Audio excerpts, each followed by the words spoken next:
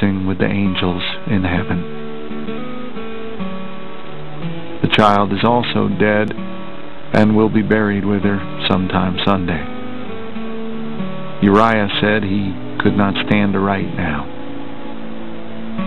I don't know what he will do yet. It's left him and his 3 little girls in a sad condition, without a mother. Giles S. Thomas. Dear Father and Mother, I try to bear the trouble cheerfully, though the task is hard at times. I hardly know how to manage.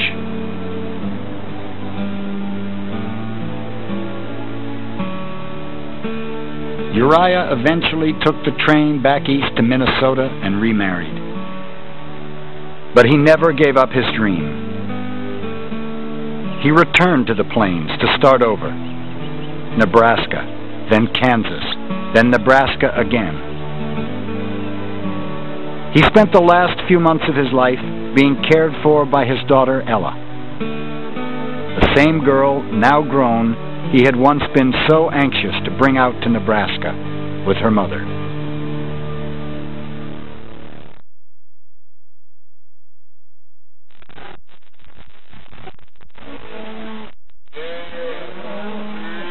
Here was all these cheap longhorn steers overrunning Texas.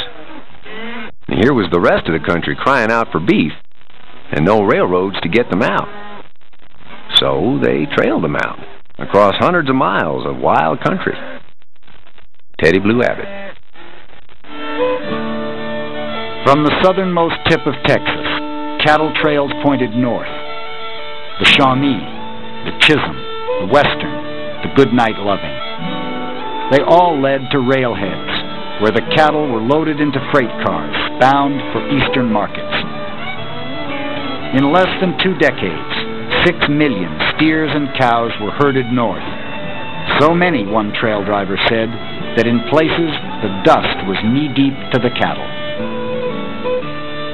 The men who brought them to the railroads were given a new name, cowboys. They were a mixed group, former Confederate cavalrymen and immigrants who had only recently learned to ride.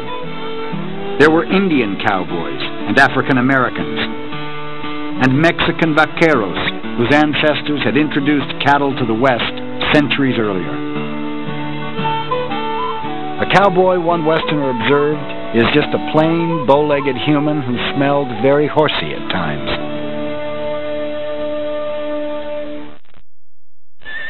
In person, the cowboys were mostly medium-sized men, quick and wiry, and as a rule, very good-natured. In fact, it did not pay to be anything else. In character, their like never was or will be again. Teddy Blue Abbott. Edward C. Abbott was born in Cranwich, England, and brought to the West by his parents as a boy. Hoping the open air would improve his frail health, his father let him help drive a herd of cattle from Texas to Nebraska when he was just 10 years old. The experience, Abbott said later, made a cowboy out of me. Nothing could have changed me after that. My family and I went separate ways, and they stayed separate forever after. My father was all for farming, and all my brothers turned out farmers except one, and he ended up the worst of the lot, a sheep man and a Republican. The cowboys' average age was 24. They were paid so badly and worked so hard that 2/3 of them made only one trail drive before finding something better to do. They owned their saddle, but not the horse they rode, and they rode it day and night. For a man to be stove up at 30 may sound strange to some people, but many a cowboy has been so bunged up that he's had to quit riding that early in life. My advice to any young man or boy is to stay at home and not be a rambler, as it won't buy you anything. James Emmett McCauley. If a storm come and the cattle started running, you'd hear that low rumbling noise along the ground. Then you jump for your horse and get out there in the lead, trying to head them and get them into a mill before they scattered to hell and gone. It was riding at a dead run in the dark with cut banks and prairie dog holes all around you, not knowing if the next jump would land you in a shallow grave. I ride an old paint and I lead an old Dan. I'm going to Montana to throw the hula hand.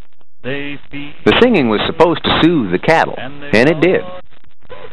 The two men on guard would circle around with their horses on a walk, if it was a clear night and the cattle was bedded down and quiet, and one man would sing a verse of a song, and his partner on the other side of the herd would sing another verse. And you'd go through a whole song that way. I had a crackerjack of a partner in '79. I'd sing and he'd answer, and we'd keep it up like that for 2 hours. But he was killed by lightning. After up to 4 straight months in the saddle, often in the same clothes every day, eating every meal at the chuck wagon, drinking nothing but coffee and water, the cowboy's job was finally done. He was paid for his work and turned loose in town. Now come along, boys, and listen to my tale, and I'll tell you of my troubles on the Chisholm Trail. Come-a-tie-yi, yippee-yippee-yi, yippee-yay, come-a-tie-yi, yippee-yippee-yay. I started up the trail October 23rd, left Gold, Texas with a 2-mule herd. Come-a-tie-yi, yippee-yippee-yi, yippee-yay, come-a-tie-yi, yippee-yippee-yay.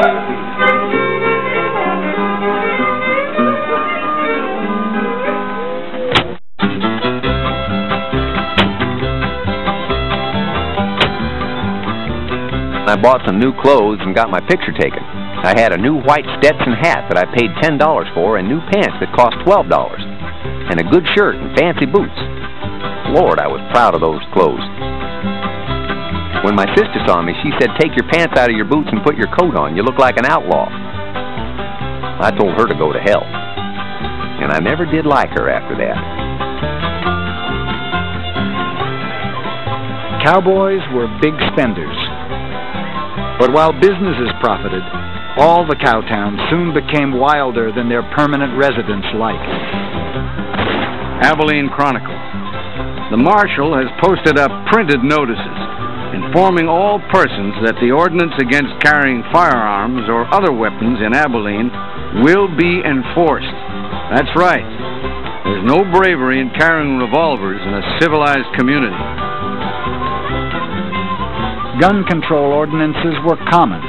Cowboys who insisted on carrying their 6-shooters in town risked fines and imprisonment.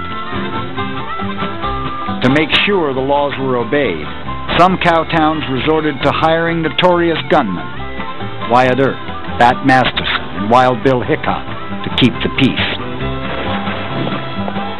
Morally, as a class, cowboys are foul-mouthed, blasphemous, drunken, lecherous, utterly corrupt.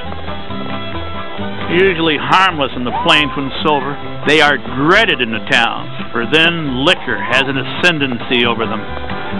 Cheyenne Daily Leader. One by one, the cow towns would declare themselves off-limits to the Texas herds and the cowboys who came with them. Then I went home. After I got home, my father said to me one night, "You can take old Morgan and plow the West Ridge tomorrow." Like hell I'd plow the West Ridge. And when my father woke up next morning, Teddy was gone.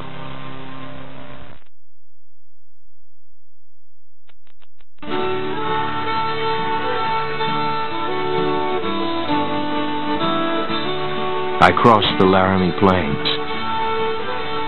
I see in glimpses afar, or towering immediately above me, the great mountains. I see the Wind River and the Wasatch Mountains. I see the Monument Mountain and the Eagle's Nest. I pass the promontory. I ascend the Nevadas. I see the clear waters of Lake Tahoe. I see forests of majestic pines. Marching through these, and after all, in duplicate, slender lines, bridging the 3,000 or 4,000 miles of land travel, tying the eastern to the western sea. The road, between Europe